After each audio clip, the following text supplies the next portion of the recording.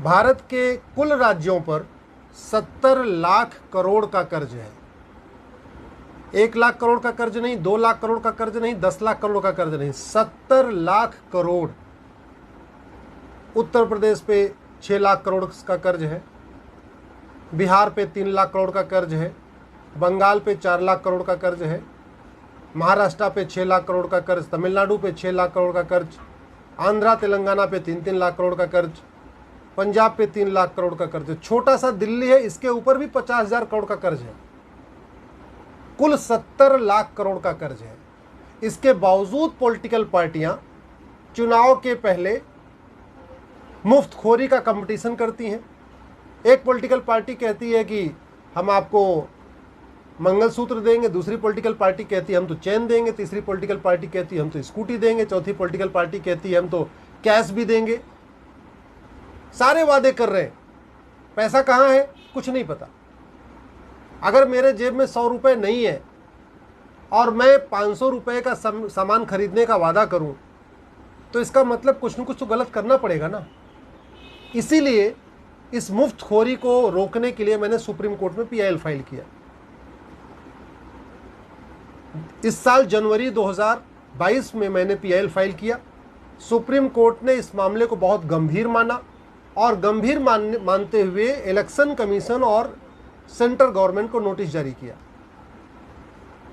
6 महीने बीत चुके हैं, बल्कि 7 महीने बीत गए। 25 जनवरी को सुप्रीम कोर्ट ने नोटिस जारी किया था। आज तक सेंट्रल गवर्नमेंट का जवाब नहीं आया। इलेक्शन कमीशन का जवाब आया, उसने अपना हाथ खड़े कर दिए। इलेक्शन कमीशन कह रहा है कि हम तो ये जो मुफ्तखोरी इसको रोक नहीं सकते, हमारे पास कानून बनाने का अधिकार नहीं है। सेंट्रल गवर्नमेंट का भी जवाब नहीं आया। आज ये मैटर सुप्रीम कोर्ट में लगा हुआ था। मैंने सुप्रीम कोर्ट से कहा कि इलेक्शन कमीशन झूठ बोल रहा है। इलेक्शन कमीशन के पास मुफ्तखोरी रोकने की पावर है। पॉलिटिकल पार्टियों को सिंबल इलेक्शन कमीशन देता है। तो ये सामान्य सी बात है कि जो व्यक्ति कुछ देता है उसके पास लेने की भी पावर होती है। इलेक्शन सिंबल पॉलिटिकल पार्टियां देती हैं, पॉलिटिकल पार्टियों को इलेक्शन सिंबल इलेक्शन कमीशन देता है, इसलिए वो सिंबल वापस ले सकता है। किस पॉलिटिकल पार्टी को स्टेट की मान्यता मिलेगी, किस पॉलिटिकल पार्टी को नेशनल पॉलिटिकल पार्टी की मान्यता मिलेगी, ये भी इलेक्शन कमीशन तय करता है। तो यानी जो पार्टियां मुफ्तखोरी को बढ़ा रही हैं उनकी जो मान्यता है वो भी इलेक्शन कमीशन रद्द कर सकता है। पॉलिटिकल पार्टियों के सिंबल को भी इलेक्शन कमीशन सीज कर सकता है। लोगों के चुनाव लड़ने पे बैन भी कर सकता है। ये पावर है उसके पास, लेकिन वो अपनी पावर यूज नहीं करना चाहता। दूसरी तरफ सेंट्रल गवर्नमेंट में कई बार ये बात होती है कि मुफ्तखोरी ठीक नहीं है, लेकिन कानून सेंट्रल गवर्नमेंट ने आज तक नहीं बनाया।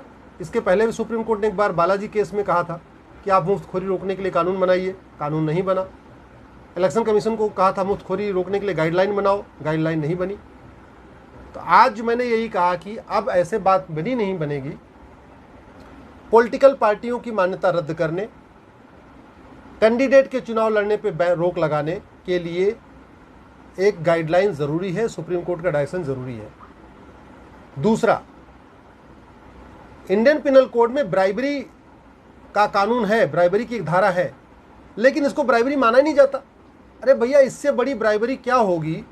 मैं आपको कह रहा हूं कि मुझे आप वोट दोगे तो मैं आपको मंगलसूत्र दे दूंगा, आप मुझे वोट दोगे मैं आपको स्कूटी दूंगा, आप मुझे वोट दोगे मैं आपको फ्री पानी दूंगा, आप मुझे वोट दोगे मैं आपको फ्री की बिजली दूंगा।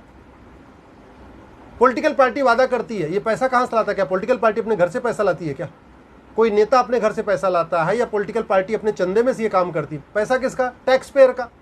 टैक्स पेयर से पूछा नहीं जाता। 5 करोड़ लोग टैक्स देते हैं, उनसे एक बार नहीं पूछा जाता कि आपने जो टैक्स दिया इसको हम कहाँ खर्च करें, कैसे खर्च करें, रेडी फ्री की रेवड़ी बांटें कि नहीं बांटें, फ्री का मंगलसूत्र दें कि नहीं दें, कोई नहीं पूछता। पैसा टैक्स पेयर का मालिक बन के बैठे हैं पॉलिटिकल पार्टियां, जो मन करते वादा कर देती हैं और ये भी नहीं देख रहे हैं कि देश की कंडीशन क्या है। 70 लाख करोड़ का कर्जा है। अगर हमने इसको नहीं रोका, यही बात मैंने सुप्रीम कोर्ट से कही आज कि अगर हमने मुफ्तखोरी को नहीं रोका, ये जो मुफ्त में रेवड़ी बांटी जा रही इसको नहीं रोका, भारत का हालत वही होगा जो श्रीलंका की आज हालत हो रखी है। श्रीलंका में भी मुफ्तखोरी पे लगाम नहीं लगाया गया। श्रीलंका में रेवड़ियाँ जो बांटी गई थी मुफ्त में, पॉलिटिकल पार्टियों ने बांटा, उसको नहीं रोका गया। आज श्रीलंका बेहाल है। 100 रुपये किलो चीनी मिल रही है, 100 रुपये का एक एक लड्डू मिल रहा है वहाँ पे। ये सिचुएशन आ गई, इतनी महंगाई हो गई, पूरी तरीके से बैंकरप्ट हो चुका है श्रीलंका, पूरी इकोनॉमी बर्बाद हो चुकी है। कोई श्रीलंका को उधार देने के लिए तैयार नहीं है। भारत भी जो उधार लेके रेवड़ी बांट रहा है, ये कब तक कौन उधार देगा? कब तक वर्ल्ड बैंक उधार देता रहेगा? कब तक अमेरिका उधार देता रहेगा? कब तक लोग बाहर से उधार देंगे? लोगों ने लंका को उधार देना बंद कर दिया, लंका कोलैप्स हो गया, बर्बाद हो गया लंका। यही हालत कुछ दिन भारत में होगी। भाई 70 लाख करोड़ का कर्जा है, चलो मान लो 10-20 लाख करोड़ और कर्जा मिल जाएगा।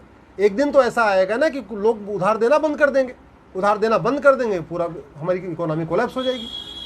तो वही हालत होगी जो लंका की हुई है। इसलिए आज माननीय सुप्रीम कोर्ट से मैंने यही निवेदन किया, ये बहुत गंभीर मामला है और सुप्रीम कोर्ट ने भी कहा कि बहुत गंभीर मामला है।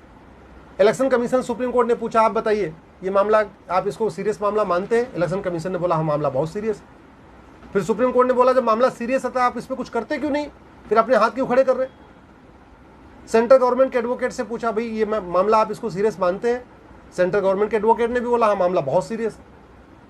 फिर सुप्रीम कोर्ट ने बोला अगर मामला सीरियस है, 6 महीने हो गए, नोटिस जारी किए, आप जवाब क्यों नहीं दाखिल कर रहे हो? मेरे मैटर के बाद कपिल सिब्बल साहब का मैटर था, कपिल सिब्बल साहब ये कोर्ट में बैठे हुए थे। चीफ जस्टिस ने सिब्बल साहब को उठाया, बोले हाँ भाई बताइए आप सिब्बल साहब, आप तो पार्लियामेंटेरियन है, ये मामला सीरियस है कि नहीं है? सिब्बल साहब बोले हाँ मामला बहुत सीरियस है। चीफ जस्टिस ने बोला अच्छा फिर आपकी क्या राय है? बोला जी फाइनेंस कमीशन की भी इसमें ओपिनियन होनी चाहिए। उन्होंने बोला फाइनेंस कमीशन भी इसको कुछ कर सकता है। तो अब 1 सप्ताह बाद दोबारा सुनवाई होगी और इलेक्शन कमीशन को फिर से आके बताना है कि वो क्या क्या स्टेप्स लेने वाले हैं इस मुफ्तखोरी को रोकने के लिए। सेंट्रल गवर्नमेंट को बताना है कि वो क्या क्या इस पर कानून बनाने वाले हैं मुफ्तखोरी को रोकने के लिए। अभी हमने ये भी मांग किया कि इसको लॉ कमीशन की भी ओपिनियन ले लिया जाए। तो election commission, finance commission, law commission, NITI Aayog, कानून मंत्रालय, वित्त मंत्रालय, सबकी ओपिनियन के बाद एक इस पर ढांचा आएगा। नहीं आया तो पंजाब में जो काम आम आदमी पार्टी ने किया, आपको पता है पंजाब के ऊपर 3 लाख करोड़ से ज़्यादा का कर्जा है। टोटल पंजाब की पॉपुलेशन 3 करोड़ के आसपास है और 3 लाख करोड़ का कर्जा है। इसका मतलब पंजाब में रहने वाले जितने भी छोटा जो बच्चा है उसके ऊपर भी 1 लाख का कर्जा है। दिल्ली की पॉपुलेशन 2 करोड़ है, 50,000 करोड़ का कर्जा है। अब खुद ही आप कल्पना कर लीजिए, कोई ऐसा दिल्ली का छोटा बच्चा भी नहीं जिसके ऊपर कर्जा नहीं। यूपी की पॉपुलेशन 25 करोड़ है, 6 लाख करोड़ का कर्जा है। मध्य प्रदेश के ऊपर भी कर्जा। ऐसा भारत में कोई स्टेट नहीं जिसके ऊपर 10,000, 20,000, 50,000 करोड़ का कर्जा नहीं है। ज़्यादातर राज्यों पे तो भाई हमारे देश में आप समझो ना 70 लाख करोड़ का कर्जा है। चाहे वो बिहार हो या बंगाल हो या यूपी हो या बिहार, आपका झारखंड हो, छत्तीसगढ़ हो, सारे राज्यों पे कर्जा है। लेकिन पॉलिटिकल पार्टियां ये जनता को बता ही नहीं रही हैं। वो मुफ्त की रेवड़ी बांट रही हैं लेकिन ये नहीं बता रही हैं ये रेवड़ी जो हम आपको खिला रहे हैं ये हम उधार लेके खिला रहे हैं। भाई उधार लेके घी पीने से अच्छा, उधार लेके अच्छे कपड़े पहनने से अच्छा है भैया उधार मत लो, जितनी अपनी चादर उतना पैर फैलाओ। पैसा है नहीं, कभी वर्ल्ड बैंक से मांग रहे हैं, कभी इनसे मांग रहे हैं, कभी उनसे मांग रहे हैं, कभी अमेरिका से मांग रहे हैं, कभी जापान से मांग रहे हैं। सड़क बनाने के लिए, मेट्रो बनाने के लिए, ट्रेन बनाने के लिए, प्लेन बनाने के लिए, एयरपोर्ट बनाने के लिए, सब चीज के लिए बाहर से पैसा ले रहे हैं और यहां पे मुफ्तखोरी को बढ़ा भी रहे। चुनाव जीतना है, चुनाव जीत के क्या करना, भ्रष्टाचार करना। 70 लाख करोड़ का कर्जा है, 70 लाख करोड़ का बजट है। इस बजट का 20% हर साल घूसखोरी, कमीशनखोरी, दलाली में जा रहा है। आपने देखा होगा भी बंगाल में, बिहार में किस तरीके से, बंगाल के ऊपर भी 4 लाख करोड़ का कर्जा है और मंत्री 20-20 करोड़ अपनी महिला मित्रों को दे रहे हैं। जिस राज्य के ऊपर इतना बड़ा कर्जा हो उस राज्य का एक मंत्री अपनी महिला मित्र को 20 करोड़ रुपए उसके घर में मिला है। अभी भगवान जाने टोटल कितना और पैसा होगा। 20 करोड़ तो कैश मिला है। अभी पता नहीं कितनी पेट्रोल पंप होगी, कितनी और उनके फैक्ट्रियां होंगी और क्या क्या उनके पास और प्रॉपर्टी में लगा होगा। हो सकता है कोई शॉपिंग मॉल भी हो सकता है प्लॉटें भी हो सकता है फ्लैट भी हो, भगवान जाने और क्या क्या होगा, वो तो जांच में पता चलेगा। तो इस देश के नेता, जो देश खुद बदहाल है, जो देश खुद इस समय फटेहाल है, जो देश खुद कर्ज में डूबा हुआ है, सारे राज्य कर्ज में डूबे हुए हैं, लेकिन नेता सत्ता की खातिर लगातार मुफ्तखोरी बढ़ा रहे हैं। और सत्ता क्यों चाहिए? सेवा करने के लिए नहीं चाहिए, सत्ता चाहिए और लूटने के लिए। और ज़्यादा जो है, जो कर्ज लेके आ रहे हैं उसको भी और लूट कर अपने घर में रखने के लिए। सत्येंद्र जैन का आपने देखा दिल्ली में, ईमानदार, कट्टर ईमानदार